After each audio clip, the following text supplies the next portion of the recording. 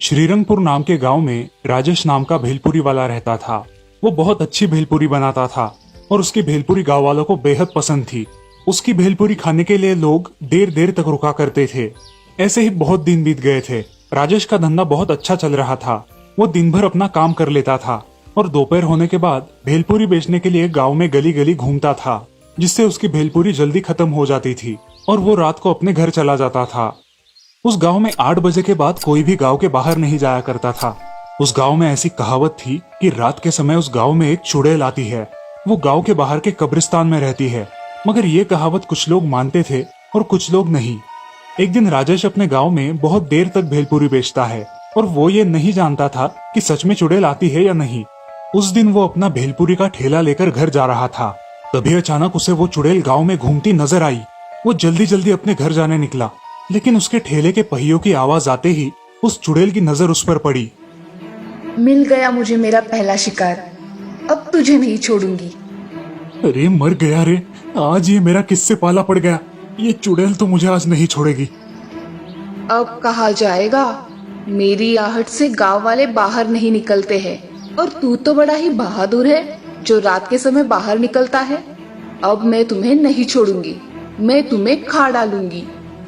ऐसा बोल के वो उसे पकड़ लेती है। अरे छोड़ दो मुझे चुड़ैल, मैंने तुम्हारा क्या बिगाड़ा है, छोड़ो मुझे। ऐसा कह के भेलपुरी वाला अपने जान की भीख मांगता है, मगर चुड़ैल भेलपुरी वाले के शरीर पर कब्जा कर लेती है और उसको हथियार बनाकर गांव में घूमने लगती है। राजेश अब अपने घर में ही रहने लगता है और दोपहर होने के बाद अपनी जादू से भेलपुरी बनाता है और वो बेचने गाँव में जाया करता है। भेलपुरी ले लो भेलपुरी, ताजा ताजा भेलपुरी। ऐसा कह के वो गली गली घूमकर भेलपुरी बेचने लगा। अब जो भी वो भेलपुरी खाता वो खाता ही रहता था, मगर भेलपुरी खाने के कुछ समय बाद ही चक्कर आकर गिर जाता। भेलपुरी वाला अपने जादू से उन लाशों को गायब कर देता था और उन्हें अपने घर पहुंचाया करता था। फिर रात के समय घर जाकर उन लाशों को कब्रिस्तान में ले जाकर कब्र के पास फेंक देता था।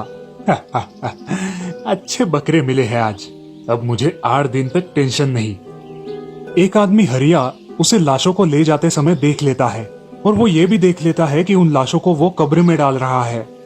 हाय रे, ये नासपीटा भेलपुरी वाला, हमारे गांव के आदमियों को इसने अगवा कर लिया है। इन गांव वालों को कैसे छुड़ाया जाए। हरिया चुपके से वहां से निकल जाता है और गांव में आकर गांव वालों को जमा करके ये सारी बातें बताता है। अरे गांव वालों, ये भेलपुरी वाला अपने गांव के लोगों को जादुई भेलपुरी खिलाकर बेहोश करता है और रात में उन्हें कब्रिस्तान में लेकर जाता है। अरे हरिया, हम क्या कर सकते हैं? फिलहाल के लिए उसके पास से भेलपुरी मत खाइए, बाकी का कल सोचेंगे। अब गांव में ये खबर फैल जाती है। सारे लोग भेलपुरी वाले से डरने लगते हैं और उसके हाथ की भेलपुरी खाना बंद कर देते हैं। भेलपुरी वाला गांव में जब भी आता, लोग उसे नजरों से घूरने लगते। उसे कुछ शक होने लगा, आज ये लोग मुझसे कुछ खरीद क्यों नहीं रहे। जाने दो, फिलहाल तो मेरे पास खाने के लिए काफी खाना है, बाद में देखूंगा। अब सारे गांव वाले उससे डरकर सामने भी नहीं आते थे। इस समस्या का कुछ हल निकाला जाए ऐसा सभी को लग रहा था, इसलिए सारे गांव वाले सरपंच जी के यहाँ जमा होते हैं। सरपंच जी, हमारे गांव में भेलपुरी वाला है जो कि भूतिया बन गया है। हमें उस भेलपुरी वाले से गांव वालों को बचाना चाहिए। ये खबर पक्की है कि ऐसे ही कुछ बक रहे हो? नहीं सरपंच जी, मैंने अपनी आंखों से देखा है। अगर आपको विश्वास नहीं है तो आप आजमा के देख लीजिए। अरे नहीं, मैं तो अपने गाँव वालों के भलाई के लिए बोल रहा था। मेरे हिसाब से अपने गांव में एक आईना लगाते हैं। आईना तो सच ही बताता है। सारे गांव वाले एक बड़ा आईना एक पेड़ के सामने लगा देते हैं और अपना अपना काम करने लगते हैं। अगले दिन वो भूतिया भेलपुरी वाला गांव में आता है। आओ आओ, भेलपुरी खाओ, अच्छी टेस्टी भेल खाओ। अरे भाई ये लो भेलपुरी, बहुत ही स्वादिष्ट है। नहीं भाई, आज मेरा उपवास है, आज मैं भेलपुरी नहीं खाऊंगा। अरे मूर्ख गांव वालों, क्या उपवास कर रहे हो? ये सब फालतू की चीजें होती है। राम अब वहां से चला जाता है और उस आईने के सामने आता है। आईने के सामने आते ही उसकी शक्ल एक चुड़ैल में परिवर्तित हो जाती है। गांव वाले ये देखकर बहुत डर जाते हैं। अरे हरिया भाई, क्या यह सच में चुड़ैल है जिसने भेलपुरी वाले के शरीर पर कब्जा कर लिया है? अरे ये भेलपुरी वाला तो सच में भूत बन गया है। इससे हमारे गांव वालों को खतरा है। हमें बड़ी सावधानी से काम करना पड़ेगा। अब हम क्या करें जिससे सारे गांव वाले सही सलामत वापस आ सके? सरपंच जी, आप उस भेलपुरी वाले के बारे में गांव के पंडित जी को बताइए, क्या पता उनके पास कोई इलाज हो। हाँ हरिया, तुम सही कह रहे हो। आज ही मैं पंडित जी से बात करता हूँ, देखता हूँ क्या बोलते हैं। तुम तुम्हारे घर में सुरक्षित रहो, मैं उनसे बात करता हूँ। अब सारे गांव वाले अपने घर में ही रहते हैं। इधर सरपंच जी गांव के पंडित जी को बुलाते हैं। पंडित जी उनके घर आते हैं। आइए पंडित जी, जरा आपसे महत्वपूर्ण विषय पे चर्चा करनी है। बोलिए सरपंच जी, क्या समस्या है? किस विषय में आपको चर्चा करनी है? पंडित जी, गांव में एक चुड़ैल आई है जिसने एक भेलपुरी वाले के शरीर पर कब्जा कर लिया है और उसने गांव के लोगों को अगवा किया है। अब उन्हें कैसे छुड़ाया जाए, इसका कुछ उपाय बताइए। ठीक है, ऐसा बोल के पंडित जी आंखें बंद कर लेते हैं और ध्यान लगाते हैं। कुछ देर बाद आंखें खोल के वो बोलते हैं, आपके गांव में एक चुड़ैल ने भेलपुरी वाले के शरीर पर कब्जा कर लिया है और अब वो गांव के लोगों को अगवा करके कब्रिस्तान में ले जा रही है और वहां अपनी कब्र में डाल रही है। पंडित जी, अब आप ही बताइए कि हम क्या करें जिससे सारे गांव वाले इस चुड़ैल की बला से बच सके। सरपंच जी, आप सब लोगों को एक जगह जमा होकर उसे अपनी बातों में उलझा रखना है। तभी मैं वहां आकर मंत्र जाप करूंगा और उस पर जल छिड़कूंगा, जिससे वो चुड़ैल हमेशा हमेशा के लिए यहाँ से चली जाएगी। ठीक है पंडित जी, आप कल आइए, मैं सब गांव वालों को लेकर नीम के पेड़ के पास मिलता हूँ। ठीक है सरपंच जी, अब मैं चलता हूँ। पंडित जी वहां से चले जाते हैं। सरपंच जी सारे गांव वालों को अगले दिन गांव के बीचों बीच नीम के पेड़ के पास जमा होने बोलते हैं। सारे गांव वाले अगले दिन गांव के बीचों बीच जमा हो जाते हैं। आ गए सारे गांव वाले। अब वो भेलपुरी वाला उसके घर से निकलकर यहाँ आएगा और हम सबको एक साथ देखकर हमें मारने के लिए आएगा। सब लोग तैयार हो जाओ। आ गए सब गांव वाले, कोई रह नहीं गया है ना? अब कुछ देर में भेलपुरी वाला अपने टाइम में गांव में भेलपुरी बेचने आता है, लेकिन गांव के गलियों में कोई ना देखकर वो सोचता है, अरे आज इन गांव के लोगों को क्या हुआ है? सारे के सारे कहाँ चले गए? भेलपुरी वाला बहुत देर तक घूमता है मगर उसे कोई दिखाई नहीं देता। उसे शक हो जाता है। तभी उसे सारे लोग एक जगह पर जमा दिखाई देते हैं। अरे वाह, आज सबको मरना है। सब एक जगह पे जमा हुए हैं। मुझे तो आज बहुत सारे शिकार मिलेंगे। ऐसा कह के भेलपुरी वाला अपने भेलपुरी की गाड़ी लेकर आगे चला जाता है। अरे भेलपुरी ले लो गांव वालों, बहुत ही स्वादिष्ट भेलपुरी है। सारे गांव वाले उसकी तरफ देखते हैं और उसे देखकर अनदेखा करते हैं और अपनी अपनी बातों में उलझे रहते हैं। अरे भेलपुरी ले लो गांव वालों, बहुत ही स्वादिष्ट भेलपुरी है। अरे हमें तुम्हारी भेलपुरी नहीं चाहिए। हरिया उसे अपनी बातों में उलझा के रखता है। तभी वो भेलपुरी वाला उस आईने के सामने जाता है। पंडित जी तुरंत उसी समय उसके शरीर पर मंत्र जाप करके जल छिड़कते हैं और वो चुड़ैल जोर जोर से चिल्लाने लगती है, मेरे साथ धोखा, छोड़ूंगी नहीं मैं तुम सबको। ऐसा कह के उस चुड़ैल का बदन आग से जलने लगता है और वो मुक्त हो जाती है। भेलपुरी वाला जमीन पर गिर जाता है और गांव के लोग उस कब्र से मुक्त होकर गांव में वापस आते हैं। ये सब देख के गांव वाले बहुत खुश होते हैं। धन्यवाद पंडित जी, आपकी मदद से सारे गांव वालों की जान बच गई है। अरे वो चुड़ैल अब मुक्त हो गई है, अब वो यहाँ वापस कभी नहीं आएगी। आप निश्चिंत होकर गांव में रह सकते हैं। धन्यवाद पंडित जी, आपकी बड़ी मदद मिली, आपका शुक्रिया। एक बुरहानपुर नाम के गांव में राजू नाम का आदमी रहता था। वो एक किसान था जो बहुत मेहनत किया करता था। उसके साथ उसकी पत्नी शालिनी भी काम किया करती थी। दोनों की कड़ी मेहनत रंग ला रही थी। उस साल गांव के सरपंच के खेतों में फसल कुछ अच्छी नहीं आई थी और राजू के खेत में आई फसल देखकर सरपंच को बहुत गुस्सा आया था। अजी हमारे खेत अच्छे, बीज अच्छा है, फिर भी उस राजू की फसल हमसे ज्यादा कैसे आती है? मेरा तो बीज भी अच्छा होता है और हमारे खेत तो उसके खेतों से बहुत अच्छे हैं, फिर भी मेरे खेत में उसके मुकाबले कम ही फसल आती है। क्या करें अब इस राजू का? हम कितना भी खेतों में मेहनत करें, लेकिन फिर भी इस राजू की ही फसल अच्छी आती है। ठीक है, अगली बार देखते हैं। सरपंच और उसकी पत्नी राजू से जलते थे। उधर राजू अपने घर में शालिनी के साथ बहुत खुश था। उसको एक बेटी थी जिसका नाम था माला। माला को पक्षी और प्राणियों से बड़ा लगाव था। उसने अपने घर में एक कुत्ता, एक खरगोश और एक तोता भी पाल कर रखा था। राजू और शालिनी उन प्राणियों को खेतों में लेकर जाया करते थे। वो दिन भर खेतों में खेलते थे। माला घर आती तो सीधा खेत में चली जाती थी और अपने प्राणियों के साथ खेलती थी। एक दिन उसे स्कूल से आने में बहुत देर हो गई। राजू और शालिनी बहुत चिंता में पड़ गए। अरे शालिनी, इतनी तेज बारिश हो रही है और ये माला है कि अब तक घर नहीं आई। मुझे तो बहुत डर लग रहा है। मैं जा रहा हूँ उसे ढूंढने। अजी मैं भी आऊँ क्या साथ में? नहीं शालिनी, तुम घर पर रुको। अगर वो घर पर आ गई तो मुझे बता देना। ठीक है जी, आप माला को लेकर जल्दी आना। ऐसा कह के राजू वहाँ से माला को ढूंढने निकलता है। वो गांव के रास्ते से स्कूल जाता है। बहुत तेज बारिश होने के कारण उसे आगे का कुछ भी साफ साफ दिखाई नहीं देता। रास्ते में उसे एक पेड़ के नीचे कोई बैठा हुआ नजर आता है। राजू उस तरफ देखता है तो उसे कोई जानी पहचानी सी आकृति वहां नजर आती है। राजू पेड़ के पास जाता है। अरे माला बेटा, तुम यहाँ पे क्या कर रही हो? मेरे पास छाता नहीं है, इसीलिए यहाँ पेड़ के नीचे रुकी हूँ। बेटा, हम दोनों घर में कितना चिंतित हो गए थे। चलो इस कबूतर के बच्चे को छाते में लेकर चलते हैं। हाँ पिताजी, चलिए, अब इसे बारिश नहीं लगेगी। अब दोनों बाप बेटी घर आते हैं। कहाँ चली गई थी तू माला? यहाँ मेरी जान जाने को थी, ऐसे बाहर मत रुका कर। अरे जरा शांत भी रहो, इसकी वजह से माला को घर आने में देर हो गई है। शालिनी उस कबूतर के बच्चे को देखकर चुप हो जाती है। तभी उसकी नजर उसके जख्म पर पड़ती है। क्या हुआ है इसे? ये कहाँ मिला आप दोनों को? बिना देखे ही बच्ची को बोलना शुरू कर देती हो। इसकी वजह से ही माला को देर हो गई। पेड़ के नीचे उसे पकड़ के बैठी थी। माफ कर दो बेटा, मुझे पता नहीं था, लेकिन तुमने बताया क्यों नहीं? अरे माँ, तुम बोलने दोगी तो ना। ये कबूतर पेड़ के नीचे जख्मी पड़ा था और इसे छोड़ के मैं घर कैसे आ सकती थी? मैंने उसे उठाया तभी जोर से बारिश शुरू हो गई। मैं इसे पकड़े पेड़ के नीचे खड़ी थी। मेरे पास छाता ना होने के कारण मैं घर जल्दी ना आ सकी माँ। ठीक है बेटा। माला और राजू उस कबूतर को पट्टी बांधकर उसे खाने के लिए दाने और पीने के लिए पानी देते हैं। ऐसे ही 4 दिन बीत जाते हैं। माला उस कबूतर की अच्छे से देखभाल करती है। कुछ दिनों बाद वो कबूतर अच्छी तरीके से उड़ने लगता है।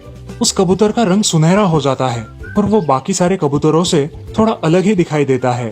माँ, पिताजी, मेरा सुनहरा कबूतर देखो कैसे उड़ रहा है। अरे हाँ, ये तो ठीक हो गया है। उड़ता है तो कितना शानदार लगता है। बहुत अच्छा है तुम्हारा सुनहरा कबूतर। राजू और शालिनी खेतों में चले जाते हैं और माला अपने पक्षी प्राणियों के साथ घर में ही रहती है। उसी रात, अरे शालिनी, कल हमें जल्द ही खेतों में जाना होगा। फसल अब काटने पर आई है। हाँ, सुबह जल्दी ही जाएंगे। सुबह सुबह ज्यादा काम होता है। पिताजी, मैं भी कल खेतों में आऊँ, जिससे आपको कुछ मदद हो जाए। ठीक है बेटा, चलो अब सो जाते हैं। अगले दिन राजू, शालिनी और माला तीनों अपने प्राणियों के साथ खेतों में चले जाते हैं। ये सब गांव का सरपंच देख लेता है और मन ही मन सोचता है, सारे के सारे खेतों में जा रहे हैं और कितनी मेहनत करके फसल उगाओगे। माला और उसके माँ बाप खेत में पहुंचकर काम करने लगते हैं। पिताजी, ये फसल का अनाज कैसे बनता है? ये फसल सूखने के बाद अनाज बनता है। फिर थोड़ा अनाज हम भगवान को चढ़ाकर उसमें से कुछ घर पर रखते हैं और बाकी का बेच देते हैं। अच्छा, ऐसे बनता है अनाज। हाँ माला। अरे दोनों बाप बेटी की बातें खत्म हो गई हो तो घर चले। हाँ हाँ, चलो घर। तीनों भी घर चले जाते हैं। अब उनके खेतों में 2 दिन कुछ काम ना होने के कारण वो घर पर ही रहते हैं और अपने प्राणी पक्षियों के साथ समय व्यतीत करते हैं। वो 2 दिन खेत में नहीं गए, ये सब सरपंच ने देख लिया था। सरपंच जल्दी जल्दी अपने घर जाता है। क्या हुआ, इतने जल्दी जल्दी घर पर आए हो? अरे भाग्यवान, ये राजू 2 दिन से घर पर है। इसके क्या सारे खेती के काम हो गए? मैं क्या कह रही हूँ, इस साल हम उसकी फसल चुरा लेंगे, उसका नुकसान हो जाएगा, फिर वो हमारे पास ही आएगा। अगर किसी ने पकड़ लिया तो? अरे काम किसी और से करवा लो और तुम चुपचाप घर पे ही बैठे रहो, जिससे तुम पर किसी का शक भी नहीं होगा। आज रात को ही ये काम करवा लेता हूँ। हाँ, ऐसा ही कीजिए। सरपंच अपने वफादार नौकरों को बुलाकर उनको ये काम करने को बोलता है। उसी रात नौकर राजू के खेतों में जाकर उसकी जमा की हुई सारी फसल चुरा लेते हैं। अगले दिन राजू अपने खेतों में जाता है और देखता है कि उसकी फसल गायब है। वो सारा खेत छान मारता है, मगर उसे उसकी फसल कहीं दिखाई नहीं देती। वो खेत में सोचते हुए बैठ जाता है, हे राम, मेरी पूरी मेहनत की फसल कौन चुरा कर ले गया? अब मैं क्या करूं? राजू बहुत हताश होकर घर लौट आता है। अब राजू का उतरा हुआ चेहरा देख शालिनी भी चिंता में पड़ जाती है। अजी, क्या हुआ है? आप ऐसे उदास क्यों हो? कुछ हुआ है क्या? बहुत बड़ा नुकसान हुआ है। हमारे खेत में जो भी फसल थी, सारी की सारी किसी ने चुरा ली है। क्या बोल रहे हो? ऐसा कैसे हो सकता है? हमारी खेत की फसल कोई क्यों चुरा के लेके जाएगा? क्या पता, मगर फसल तो चोरी हुई है। अब हम क्या करेंगे? इस साल कैसे गुजारा करेंगे? चिंता मत कीजिए पिताजी, कोई ना कोई हल तो निकल ही आएगा। माला के ऐसे बोलते ही वो सुनहरा कबूतर बोलने लगता है। माला, मैं एक जादुई सुनहरा कबूतर हूँ। क्या तुम बोल सकते हो? हाँ, मैं बोल सकता हूँ। मैं मेरी माँ से बिछड़कर रास्ता खो गया था और जख्मी हो गया था। उस जख्मी अवस्था में तुमने मेरी सहायता की, उसके लिए धन्यवाद। तुम सबका प्रेम और स्नेह देखकर मुझे बहुत अच्छा लगा। मैं तुम्हारी कुछ मदद करना चाहता हूँ। बोलिए, क्या चाहिए आपको? हे सुनहरे कबूतर, क्या तुम बता सकते हो कि मेरी फसल किसने चुराई है? अरे वो काम तो इस गांव के सरपंच का है। वो तुम्हारी उन्नति देखकर जलता है। 2 दिन जब तुम काम पर नहीं गए थे तब उसने मौका देखकर तुम्हारी फसल को चुरा लिया। क्या ये सच है? सच में। अब देखो मेरा कमाल। कबूतर मंत्र पढ़कर सारी फसल राजू के घर के सामने डाल देता है और उसे वो फसल का अनाज बनाकर अपने घर में भरने को बोलता है। अब राजू बहुत खुश हो जाता है। तुम्हारा बहुत बहुत धन्यवाद, तुमने हमारे लिए इतना किया। बोलो तुम्हें क्या चाहिए? जो भी मांगोगे वो मिल जाएगा। मुझे कुछ नहीं चाहिए। हे जादुई कबूतर, बस तुम मेरी बेटी के लिए हमारे घर पर ही रहो। ठीक है। माला, तुम्हें कुछ मांगना है? हे जादुई कबूतर, मुझे सिर्फ तुम चाहिए और कुछ भी नहीं चाहिए। बहुत साल बीत जाते हैं।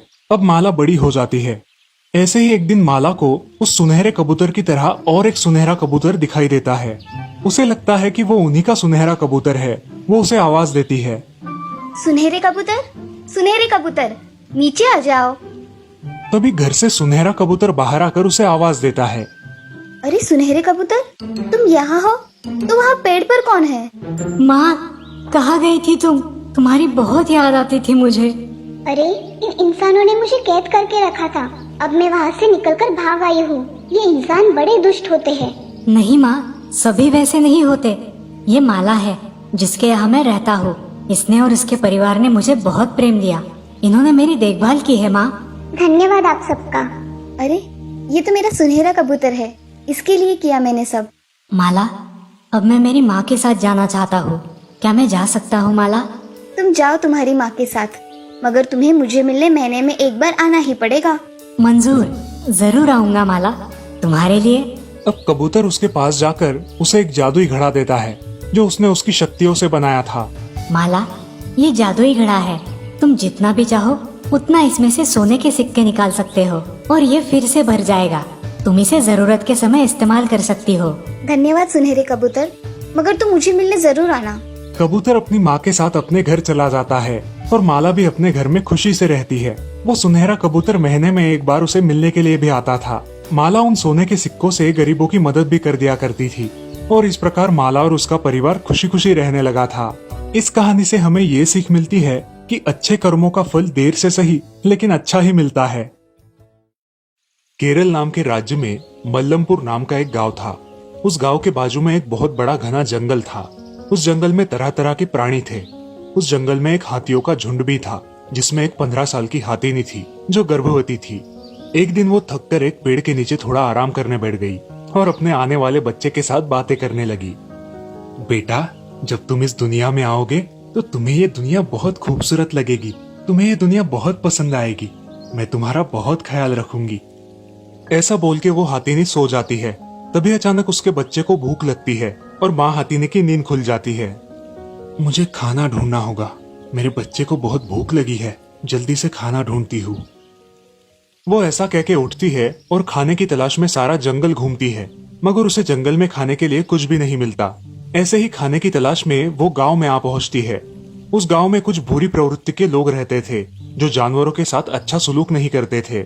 उस दिन 2 बदमाश लोगों ने उस हाथीने को गांव में आते हुए देख लिया और उसके साथ मस्ती करने की सोची।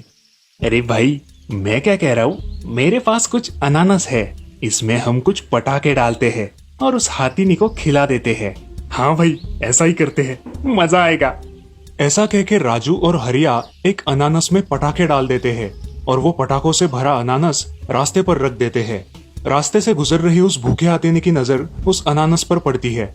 वो अनानास देखकर वो बहुत खुश हो जाती है और झट से उसे खा लेती है। लेकिन उसे खाते ही उसके मुंह में जोर जोर से पटाखे फूटने लगते हैं। वो चिल्लाने लगती है। उसका मुंह पूरी तरह से जल जाता है। उसके मुंह से खून बहने लगता है। वो बेचारी बुरी तरह से जख्मी हो जाती है। ये क्या हो गया? मैंने तो फल खाया था, उसमें ये इंसानों ने क्या मिला दिया क्या पता। अब मेरे बच्चे का क्या होगा? मैंने तो इन इंसानों पे भरोसा करके बहुत बड़ी गलती की। अब मैं क्या करूं? हाथीनी गांव में चली जाती है और इधर उधर घूमने लगती है। उसे कुछ समझ नहीं आता। वो सोचती है, अगर मैं पानी पीऊंगी या पानी में जाके रुकूंगी तो शायद मुझे कुछ राहत मिल जाएगी। ऐसा कह के वो हाथीनी पानी की तलाश में गांव के तालाब के पास चली जाती है। वो हाथीनी तालाब का पानी पीती है, जिससे उसे थोड़ी राहत मिलती है और वो पानी में जाकर खड़ी हो जाती है। अब उन पटाखों की जलन से उसे थोड़ी राहत मिलती है। उसका मुंह उन पटाखों की वजह से बुरी तरह से घायल हो चुका है। अब वो वही पानी में भूखी प्यासी बहुत दिनों तक खड़ी रहती है। कुछ दिनों बाद गांव के कुछ लोग उस हाथीनी को पानी में खड़ा देखकर और उसकी घायल अवस्था देखकर उसकी मदद करने की सोचते हैं और गांव वाले कुछ और हाथियों को साथ लेकर उसकी मदद करने के लिए जाते हैं। लोग बाकी हाथियों की मदद से उसे बाहर निकालने की कोशिश करते हैं, मगर वो हाथीनी बहुत थक गई थी और थकान के कारण वो पानी से बाहर नहीं निकल पाती। खाना ना मिलने की वजह से वो और उसका बच्चा भी तड़प रहे थे और दोनों भी बहुत कमजोर हो गए थे। ये हाथीनी तो बाहर ही नहीं आ रही, ये हमसे बाहर नहीं आ पाएगी, हमें कुछ अलग सोचना चाहिए। अरे मैं सोच रहा हूँ कि हम वन के अधिकारियों को बुलाते हैं और उनकी मदद से हाथीनी को बचाएंगे। मैं आज ही वन के अधिकारियों को फोन लगाता हूँ। अब सारे गांव वाले वन अधिकारियों का इंतजार करने लगते हैं। हाथीनी अपने बच्चे से मन ही मन बात करती है। बेटा, ये दुनिया बहुत सुंदर है और तुम भी इस दुनिया की तरह बहुत सुंदर हो। इस दुनिया के कुछ बुरे लोगों ने मेरे साथ धोखा किया है, जिसकी वजह से मैं तुम्हें खाना भी नहीं दे सकती। मैं तुम्हें इस दुनिया में लाना चाहती हूँ, मगर अब मुझे यह नामुमकिन के बराबर लग रहा है। ये फल मुझे मार देगा और मैं तुम्हें हमेशा हमेशा के लिए खो दूंगी। माँ, मनुष्य हमें क्यों मारना चाहते हैं? ये हमसे ऐसा बर्ताव क्यों करते हैं माँ? माँ, मैं सांस नहीं ले पा रहा, क्या हो रहा है मुझे माँ? अब हाथीनी बहुत रोने लगती है क्योंकि वो अपने बच्चे को बचा नहीं सकती और थकान के कारण वो पानी में डूबने लगती है। तभी उस गांव में वन अधिकारी आ जाते हैं और उस हाथीनी की अवस्था देखकर गांव वालों पर क्रोधित होते हैं। अरे ये हाथीनी तो गर्भवती है, इसे जल्द ही पानी से बाहर निकालना होगा। जल्दी हाथियों की सहायता से इसे बाहर निकालने की कोशिश करो। ये निंदनीय कृत्य किसने किया है? हमें भी नहीं पता साहब, मगर ये हाथीनी गांव में घूम रही थी और आखिर तालाब में आकर खड़ी हो गई। हमने उसे देखा और आपको फोन कर दिया। अब उस हाथीनी को फिर से हाथियों की सहायता से बाहर निकालने की कोशिश करते हैं। उसे एक रस्सी से बांधकर बाहर खींचने की कोशिश करते हैं, लेकिन बहुत थकान की वजह से वो हाथीनी बाहर नहीं निकल पाती और जिंदगी की जंग हार जाती है। वो हाथीनी पानी में डूब जाती है और उसके साथ साथ उसका वो नन्हा बच्चा भी। उसे निकालने की कोशिश करने वाले हाथी भी रोने लगते हैं और इस तरह कुछ चंद इंसानों के मनोरंजन की सजा बेचारी हाथीनी और उसके बच्चे को भुगतनी पड़ती है। हमें उम्मीद है कि इस कहानी से आप कुछ सीखेंगे और सभी प्राणियों के प्रति इंसानियत दिखाएंगे।